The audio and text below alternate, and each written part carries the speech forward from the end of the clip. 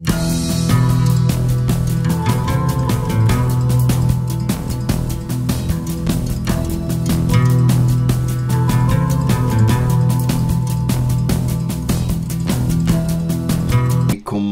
الله تعالى وبركاته.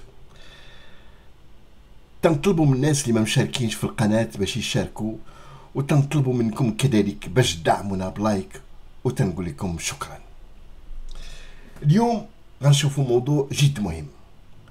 غنشوفوا واحد الصحيفة بلجيكية تحذر الدول الأوروبية من الدور ديال النظام الجزائري الغادر لزعزعة استقرار المنطقة. هذا النظام هذا راه منذ 1962 وهو تيخلق في المشاكل. هذا النظام هذا اللي بالمواطأة ما بين المقبور بومدين والرئيس الفرنسي دوغول تم تسليم ديال تسيير المنطقة للعسكر الجزائري، وتم دحر حركة التحرير الجزائرية بالكامل، لأن هذه المنطقة هذه كانت تسمى بالمقاطعة الفرنسية، ولم تكن دولة اسمها الجزائر، ولم نعرف من قبل ديال 1962 منطقة اسمها الجزائر. كانت تسمى في كل المعطيات وفي الوثائق كله كانت تسمى بالمقاطعة الفرنسية. الكراغيلة هادو اللي اعتقدوا بأنهم دولة وهما ماشي دولة، اعتقدوا بأنهم أمة وهما ماشي أمة، اعتقدوا أنهم عندهم تاريخ وهما ما عندهمش تاريخ، اعتقدوا أنهم عندهم تراث وهما ما عندهمش تراث. أنا تنتحداهم اليوم يعطيوني اسم رئيس او مسير ديالهم قبل 1962، لان احنا اللي تنعرفوا كانت فرنسا، ومن قبل منها كانت الامبراطوريه العثمانيه فقط. وتنعرفوا واحد القضيه، بانه بعد الحرب العالميه الثانيه ظهرت قوه جديده وهي الولايات المتحده الامريكيه، وفرضت على الدول اللي تستعمر الدول باش تخرج من المستعمرات ديالها. هنا فاش تم الاتفاق ما بين بومدين وما بين دوغول باش يسلموهم تسيير، اقول تسيير وليس استقلال، تسيير المنطقه فقط، لان هذه المنطقه ليست منطقه مستقله. اولا لانه لا يمكن ان نسمي هذه المنطقه الجزائريه، لان هنالك عدد كبير من الشعوب المتواجدة في هذه المنطقة، وأراضي اغتصبت واقتطعت من الأراضي المغربية، التونسية، ليبيا، المالية، الموريتانية، اعتقادا من المستعمر الفرنسي على أنه كان غادي يبقى في المنطقة هذا، إلا أنه بعد الخروج ديالو سلم زمام الأمر إلى هاد الكراغيلة الموجودين إلى يومنا هذا. ومنذ 1962 هما تيخلقوا لنا في المشاكل، استطاعوا بغاو يخلقوا حرب مع المغرب اللي تم الدحر ديالهم والهزيمه ديالهم، هزيمه تلو الاخرى، هزيمه تلو الاخرى. وهنا في خلقوا ديك الكلمه ديال المراركه، حقرونا حقرونا حقرونا. كذلك في 1975 ما نساوش بانهم طردوا 350 الف مغربي، وكانت جريمه في حق البشريه شنعاء باش طرد 350 ألف. عمرنا ما شفناها في التاريخ. كانت حروب بين ألمانيا وفرنسا ودول أوروبا وفي آسيا، عمرنا ما شفنا شي دولة طردت 350 ألف شخص من بلد اللي ترجعوا من بلادهم، إلا حنا شفناها عند هاد الكراغيلة هادو. وأكثر من ذلك، واش الجزائريين أو الشعوب هاد المنطقة تنساو بأنه في العشرية السوداء اللي تقتلت أكثر من 350 ألف؟ عمركم شفتوا شي حكام داروا في الشعوب ديالهم في الشعب ديالهم هادشي هذا؟ إلا في هاد المنطقة هادي 350 ألف راه ما تيقولها غير الفم. و150,000 غبروا لها الشقف ما كايناش، و50,000 لاحوها في البحر. هادو راه مجرمين، هادو راه مجرمين قتله.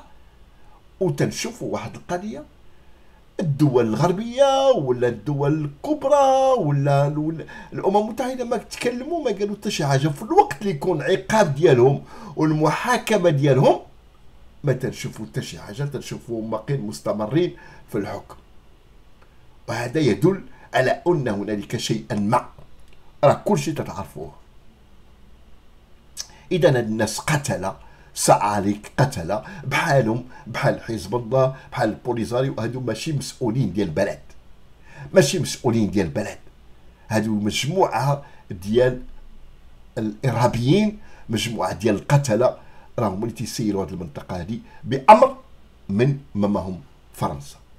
الجزائر عمرها ما كان عندها تاريخ، الجزائر عمرها ما كان عندها تراث، هذه المنطقة عمرها ما كان عندها حتى شي حاجة. كانوا فقط الفرنسيين وكانوا فقط الدولة العثمانية، وما يسمى بلباس القفطان وذلك، فكل شيء داكشي ديال الدولة العثمانية وليس بلباس. لا، ليس لكم لباس وليس لكم تاريخ وليس لكم تراث. على كل حال ندوزو النقطة المهمة وما قالته الصحيفة البلجيكية. دعت الصحيفة البلجيكية الواسعة الانتشار للاسم ديالها دو تجيد دول أوروبا إلى تعزيز العلاقة ديالها مع المغرب، والعمل على تسوية قضية الصحراء لإجهاض مخططات كارثية تنجم عن تعاون غادر بين أطراف ما وصفته بمحور الفوضى الجديد الذي قد يزعزع استقرار المنطقة ويشكل تهديدا مباشرا للأمن في أوروبا. وتضيف المقال تقول الخبير السياسي فؤاد غندول تؤكد الصحيفة المتخصصة في الاقتصاد أن التطورات في الجزائر اتخذت منحى لم يترك مجالا لأي غموض دبلوماسي، مشددة على أن أوروبا مطالبة اليوم بالاختيار بين سياسة تقوم على حسابات على المدى القصير تضمن لها التزود بالغاز أو التمسك بالمبادئ الأساسية لضمان الاستقرار والأمن على المدى الطويل في أوروبا وشمال إفريقيا. وأبرز الكاتب كذلك أن المغرب أصبح منذ سنة 2017 يواجه تهديدا حقيقيا من خلال حزب الله، الذراع المسلح الإيراني، والذي يحظى بدعم من الجزائر التي تعد حليفا مقربا وشريكا استراتيجيا لروسيا في إفريقيا، مشيرا إلى أن ميليشيات البوليزاريو الانفصالية تتلقى تدريبات على يد أطر حزب الله والحرس الثوري الإيراني. غير هنا مسألة ديال البوليزاريو ميليشيات انفصالية، أنا لا أعتبرها انفصالية، لأنه نكون واقعيين بأنها فقط مجموعة ديال الناس جمعتهم هذيك العساكر، جمعوهم وقدروا عطاوهم هذا ديال الانفصالي. الناس الصحراويين راه موجودين في المناطق الجنوبية في المغرب وعايشين حياة الكرامة. أما هذه المجموعة هذه ليست لا بانفصالية لا شيء، ولا نعتبرها ولا ليس لها وجود بالنسبة إلينا، ولا نسميها بحركة انفصالية أو ميليشيات انفصالية. نعم، فقط كونتهم الجزائرية اللي كونتهم فقط وعطاوها هذا الاسم ديال انفصالي. أما الناس اللي كانوا في الأول راه دخلوا المغرب وعايشين في المغرب بخير وعلى خير. نكملوا.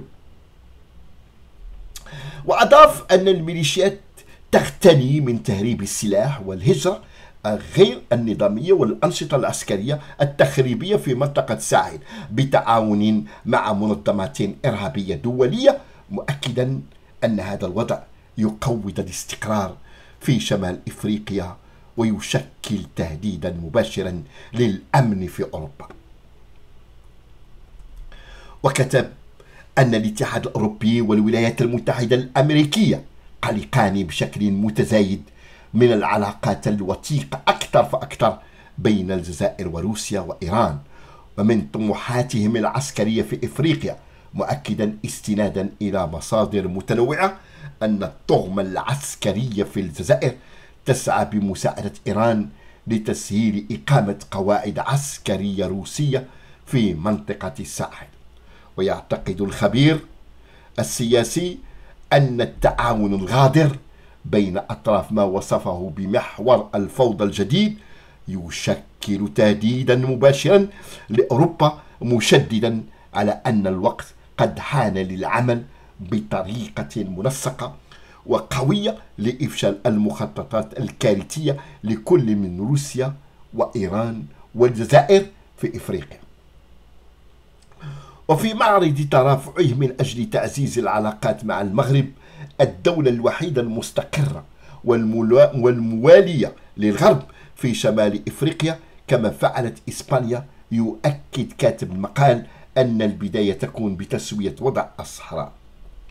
وأشار في هذا الصدد إلى التصريحات التي أدلى بها مؤخرا أنطونيو غوتيريس الأمين العام للأمم المتحدة في باريس، والذي أكد أن المغرب هو الوحيد الذي كانت له السلطة اللازمة في الصحراء عندما غادرت إسبانيا سنة 1995 هذه الأراضي المستعمرة. كما استعرض الخبير السياسي أيضا الموجة الأخيرة من المواقف الداعمة للموقف المغربي، وعلى رأسها موقف الولايات المتحدة الأمريكية التي تعترف بسيادة المغرب على الصحراء، وتعتبر أن مخطط الحكم الذاتي المغربي هو الحل الوحيد الواقعي وذي مصداقية لحل النزاع الإقليمي، مضيفا أن هذا المخطط يحظى كذلك بدعم إسبانيا وهولندا ولكسمبورغ وبلجيكا. وأشار كاتب المقال أن خبراء معهد التنسيق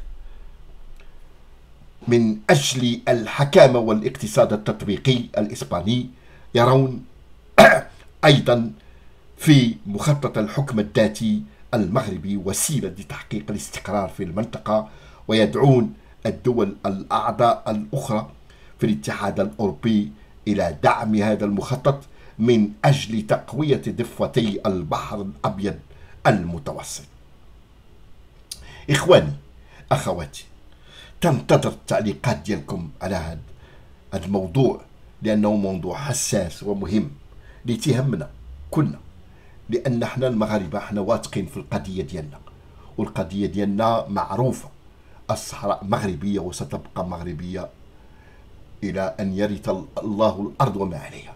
غير كونوا مطمئنين، نحن نطمئن الكراهنة ونطمئن ما يسمون أنفسهم بالحركة الانفصالية أنه الصحراء مغربية وستبقى مغربية، وما غيدخل لها حتى شي واحد إلا المغاربة الأحرار إن شاء الله. كونوا على يقين. أما الدور اللي تتقوموا فيه في التشويش فهذا الشيء راحنا عارفينه، فأنتم خلقتم منذ البداية ومن طرف فرنسيين للتشويش لقمع هذه الشعوب المتواجدة في هذه المنطقة التي تسمى بالجزائر، وكذلك التشويش على الدول المجاورة. هذا هو دور الكراغنة منذ خلقت إلى يومنا هذا. نقول لكم شكرا وإلى اللقاء في حلقة قادمة إن شاء الله. مع السلامة.